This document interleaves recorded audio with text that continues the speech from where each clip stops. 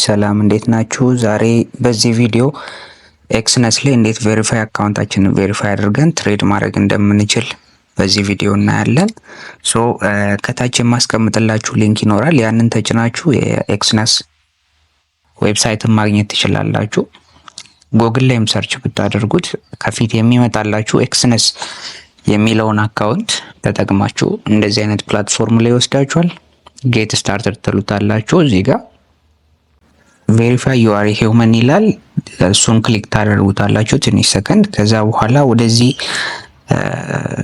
ኢንተርፌስ ነው የሚያመጣችሁ። ካውንትሪያችሁን ኢትዮጵያ ታደርጉታላችሁ። ኢሜይል ታስገቡታላችሁ። የራሳችሁን የከፈታችሁትን ኢሜይል እዚህ ላይ ታስገቡታላችሁ።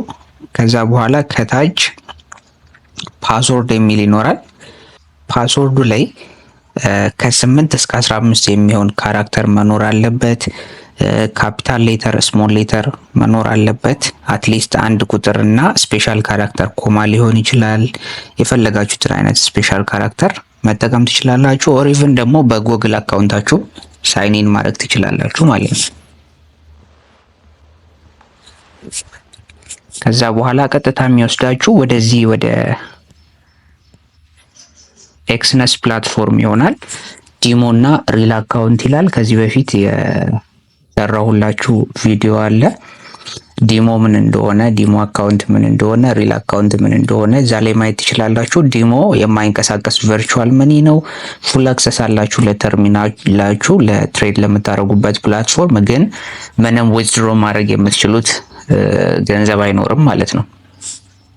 ዲሞ አካውንት መክፈት ከፈለጋችሁ ዲሞን መጠቀም ትችላላችሁ፣ ወይንም ደግሞ ሪል አካውንት መጀመሪያ ብትከፍቱ ቬሪፋይ ለማድረግ የተሻለ ነው ማለት ነው። እዚህ ዲሞ እና ሪል ከሚሉት ውስጥ ሪል አካውንት ብለነው ከዛ አካውንታችንን ክሬት ማድረግ እንችላለን ማለት ነው። ቀጥታ ወደ ፐርሰናል ኤሪያን የሚወስደን ኤክስነስ ፐርሰናል ኤሪያ ይህንን ይመስላል። ከጎን የምታዩቸው ማይ አካውንት፣ ዲፖዚት ምናምን የሚሉ አሉ። እዛሽ ጋር ያለችውን ፕሮፋይል ተጭነን ሴቲንግ ምናምን አለ አካውንት ባላንሳችንን የምናይበት እና መጀመሪያ ስትገቡ እናንተ የሚያሳያችሁ እንደዚህ አይነት ኢንተርፌስ ነው። ኮምፕሊት ፕሮፋይል የምትለዋን ትጫኑታላችሁ። 3 ነገሮችን እዚህ ጋር ያመጣል። ኢሜይል ኮንፊርሜሽን፣ ነምበር ኮንፊርሜሽን እና አድ ፕሮፋይል ኢንፎርሜሽን የሚል ይመጣል። ከዛ በኋላ ጌት ስታርተር ትሉታላችሁ ማለት ነው። ቀጥታ ኢሜይል ላይ ቅድም ያስገባችሁት ኢሜይል ላይ የሚላክላችሁ ኮድ አለ። ያንን ኮድ አንጥታችሁ እዚህ ላይ ታስገቡታላችሁ ማለት ነው። ያንን ኮድ አንጥታችሁ እዚህ ጋር መጻፍ ነው ማለት ነው። እዚህ ኦቲፒ ነው፣ አንድ ጊዜ የሚያገለግል ነው። አሁን ኢሜይላችን ቬሪፋይ ሆኗል። የቀረን ስልክ ቁጥር ነው።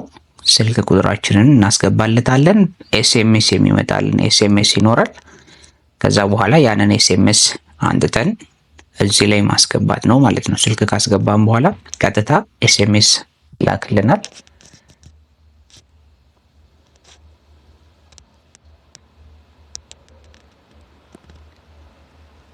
በኤስኤምኤስ የተላከልንን ኮድ እናስገባለታለን።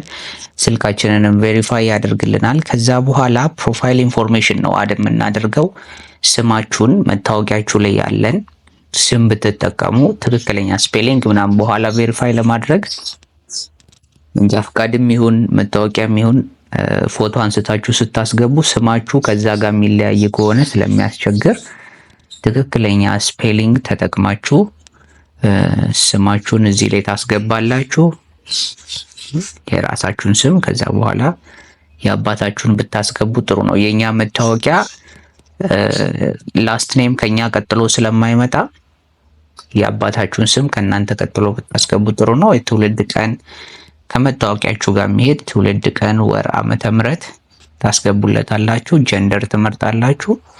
ከዛ በኋላ ሬዚደንሻል አድሬሳችሁን በኋላ ሬዚደንስ ስለሚጠይቅ የባንክ ስቴትመንት ሊሆን ይችላል፣ የቀበሌ መታወቂያ ሊሆን ይችላል፣ መንጃ ፍቃድ ሊሆን ይችላል። እነሱን ስታስገቡ እንዳትቸገሩ ትክክለኛ ሬዚደንት ቦታችሁን ትመርጣላችሁ። ከዛ በኋላ የሚያመጣላችሁ ጥያቄዎች አሉ። እንደፈለጋችሁ እሱን መሙላት ትችላላችሁ።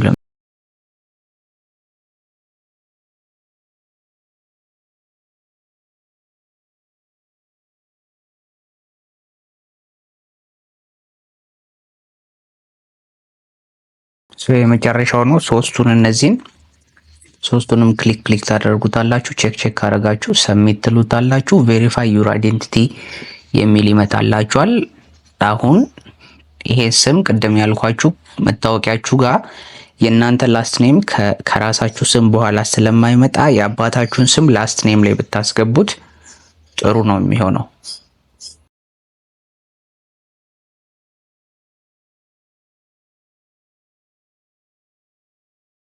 ሶችን ቼክ እናረጋታለን። ሰሚት ዶክመንት እንለዋለን። ከዛ በኋላ ፓስፖርት ከተጠቀማችሁ ድራይቪንግ ላይሰንስ ሊሆን ይችላል፣ የቀበሌ መታወቂያ ሊሆን ይችላል። እነዚህ አንዱን ሰሌክት ታረጉታላችሁ።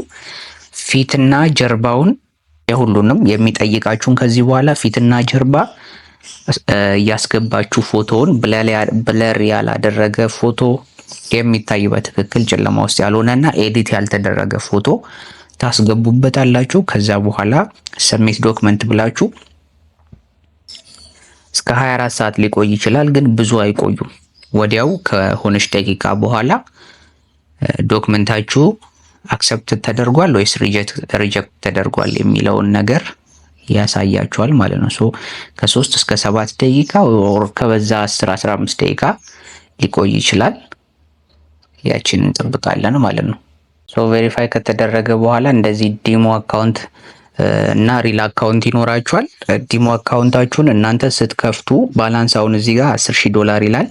ግን እናንተ ሪል ትሬድ የምትጀምሩበትን ባላንስ በ$50 መጀመር ከፈለጋችሁ $50፣ $100 ከሆነ የምትጀምሩት ሪል ትሬዳችሁን $100 አድርጋችሁ ዲሞ አካውንትን ትሬድ ብታደርጉ የተሻለ ነው የሚሆነው ማለት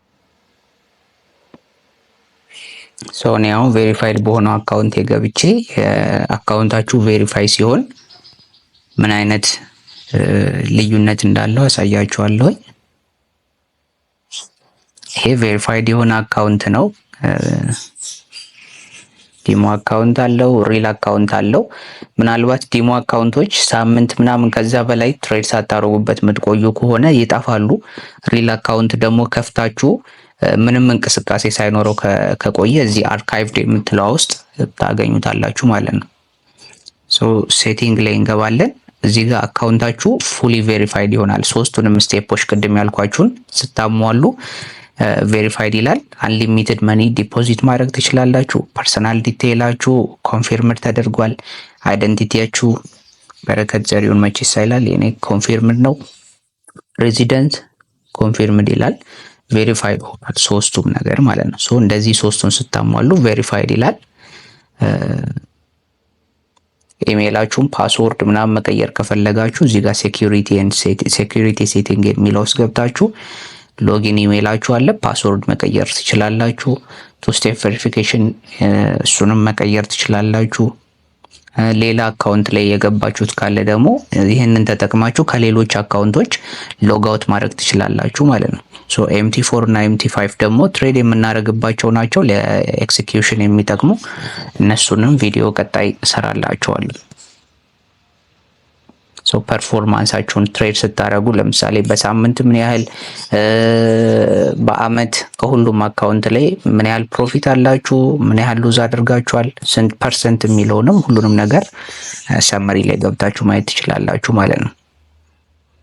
ትሬድ ስትሉት ቀጥታ እነዚህን ወደ ኤክስነስ ተርሚናል መሄድ ትችላላችሁ፣ ወደ MT5 መሄድ ትችላላችሁ። ኤክስነስ ተርሚናል ላይ እንዴት ትሬድ እንደምናደርግ ከዚህ በፊት የነበረ ቪዲዮ ላይ ያሳዩዋችኋል። አጠቃቀሙን ሰጋ ማየት ትችላላችሁ ማለት ነው። ለዛሬ ይሄ ቪዲዮ ይበቃናል። በቀጣይ ቪዲዮ MT5 እና ኤክስነስ ብሮከራችንን እና ሜታ ትሬደር 5ን ወይም ሜታ ትሬደር 4ን እንዴት ኮኔክት እንደምናደርግ ቪዲዮ ሰራላችኋለሁኝ።